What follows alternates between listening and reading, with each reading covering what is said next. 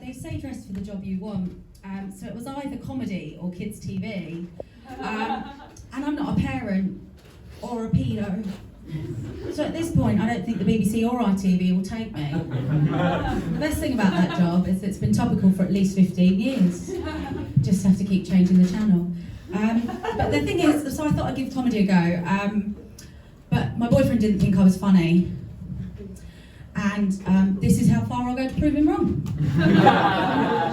And you can prove a man wrong, am I right, ladies? Of course you can. But if he's paying your rent, I don't recommend it. I don't have a boyfriend now, or a house, come to think about it. It's fine. I'm not bitter. I'm going to do some fairly horrible material about him. No, it's fine. I've been sleeping in my dead uncle's bed, actually. Don't worry, he's not in it. That would be weird. He's under the telly.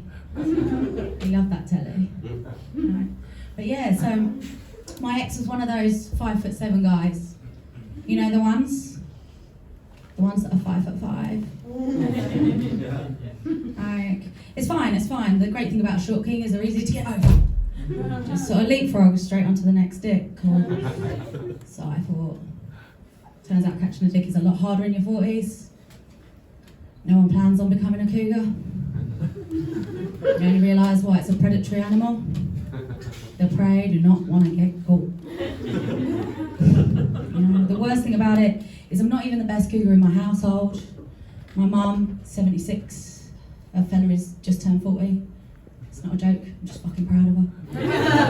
It's actually a new term for it, she's called a saber-toothed tiger, apparently. I didn't even make that up, that's how they're describing Madonna for her next album. Just the way it is. Anyway, yeah, so the funny thing about my ex, right, is he had these really tiny baby balls.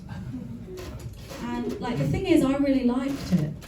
Like, it didn't matter what he did, I could still breathe. It's kind of romantic.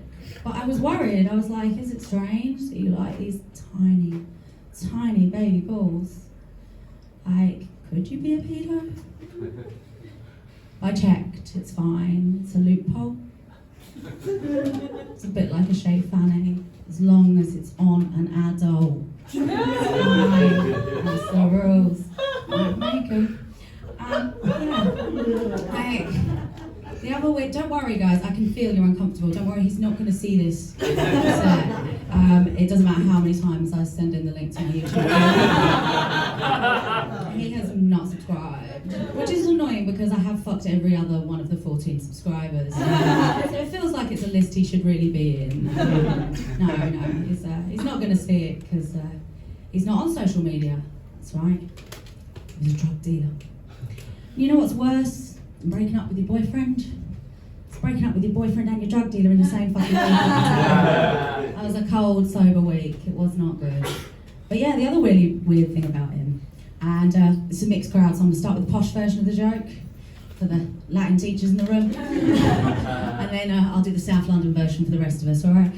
So basically, he didn't emit any ejaculate. That is, he didn't giz no jizz, yeah? Right? But what that means is I haven't practiced my cum face for like 7 years.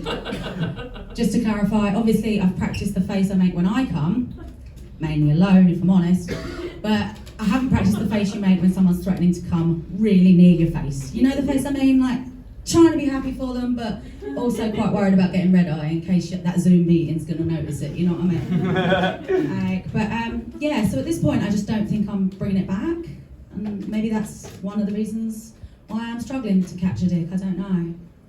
But yeah, so like one of my friends said to me, I think one of the reasons you're struggling to find a man is because you're an alpha woman. I was like, I don't know what that means, but I quite like the sound of it, you know?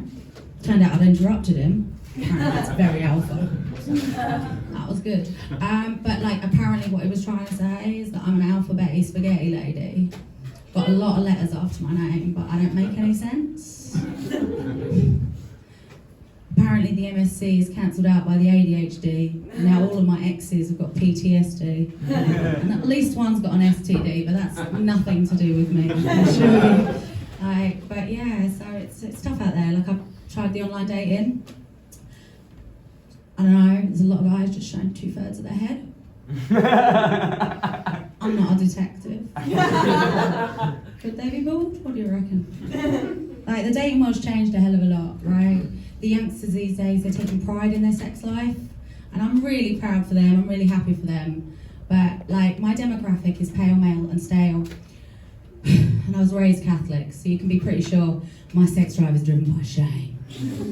That's kind of like the way I like it, you know what I mean? The other thing the kids are doing is this positive affirmative consent.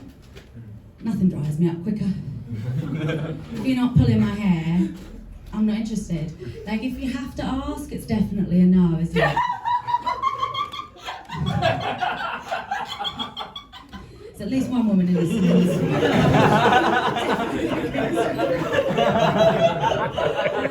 But yeah, like, I don't want you to feel too sad for me. It's true, I am, you know, technically homeless, sleeping in my uncle's house, can't find a man. But I did recently technically have a free all-inclusive holiday. And not only did I not pay for it, technically speaking, you all did. That's right, I got sectioned. The thing is, it is very hard to clap for the NHS in a straitjacket. You just can't. No, I'm joking, the NHS don't give you a straitjacket. You have to go private for that, and I highly recommend it, especially if you're a bit kinky. But no, so the final thing I've tried, I can see the light there, so the final, I've tried to develop a personality. Thought it might help me catch a man. Unfortunately, turns out I'm a cunt.